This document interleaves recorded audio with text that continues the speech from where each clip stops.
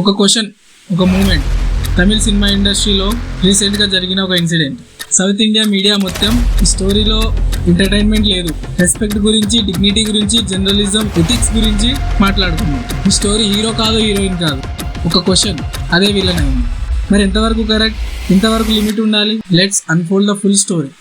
గౌరీ కిషన్ ఒక తమిళ సినిమాలో ఒక యాక్టర్, ఒక ఫీమేల్ యాక్టర్. 96 మూవీ నుంచి త్రిష గారి టీనేజ్ క్యారెక్టర్ చేసి ఉండే. ఇప్పుడు అదర్స్ అనే సినిమా నుంచి మళ్ళీ కంబ్యాక్ ఇచ్చిండే.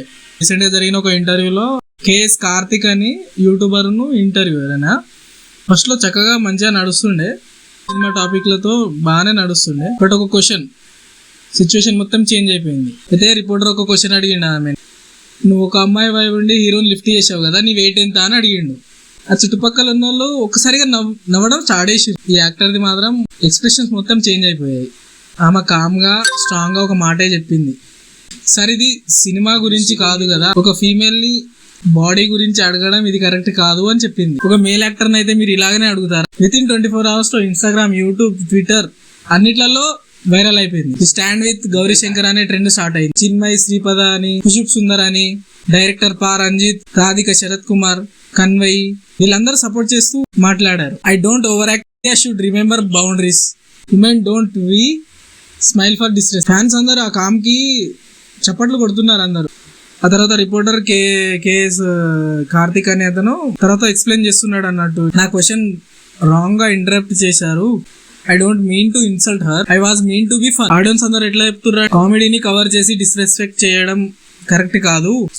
ఈ రెస్పాన్స్ తో సిచ్యువేషన్ ఇంకా హిట్ అయింది. ఆ టైంలో Gauri co director Madhavan, director Abhin Harshan stage మీద ఉన్నారు. ఆదిత్య చెప్పారు, ఆమె రియాక్షన్ చూసి మేమే అందరం షాక్ అయ్యాము, బట్ ఇమీడియట్ గా రియాక్ట్ అవ్వలేకపోయాము. ఈ ఇష్యూ చెప్పినప్పుడు గౌరీ కరెక్ట్, సినిమా ప్రమోషన్ లో రెస్పెక్ట్ మెయింటైన్ చేయడం మ్యాన్ రెస్పాన్సిబిలిటీ. ఈ స్టేజ్ లో ఆ సైలెన్స్ ఒక మెసేజ్ లాగా మార్చింది, రెస్పెక్ట్ గురించి ఒక రిమైండర్ లాగా మారింది. ఈ ఇన్సిడెంట్ అనేది జస్ట్ ఒక వైరల్ మూమెంట్ కాదు, ఈ ఇండస్ట్రీలో డీప్ గా ఉన్న body shaming, gender biases, cheap humours ని ఎక్స్పోజ్ చేసి సౌత్ ఇండస్ట్రీలో అందరు హీరోయిన్లు ఇదే ఫేస్ చేస్తున్నారు. బట్ గౌరీ చేసింది డిఫరెంట్. తను మాట్లాడగలిగింది లైఫ్ స్టేజ్ మీద. ఆ కరేజ్ తో సోషల్ అవేర్నెస్ అనేది క్రియేట్ అయింది తన మీద.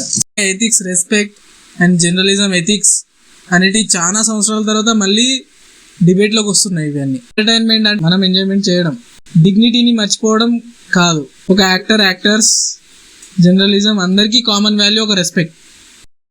గౌరీ గారు ఒక క్వశ్చన్ ని ఛాలెంజ్ చేసి ఇండస్ట్రీలో ఒక న్యూ కన్వర్జేషన్ గా స్టార్ట్ అయింది. మరి మన క్వశ్చన్, మనం రెస్పెక్ట్ ని మెయింటైన్ చేస్తున్నామా, లేక ట్రెండ్ కోసం డిగ్నిటీనే మర్చిపోతున్నామా? This is not about just one actor, this is about every women who deserve respect, no reactions. So ఇలాంటి కంటెంట్ కోసం సబ్స్క్రైబ్ చేసుకోండి.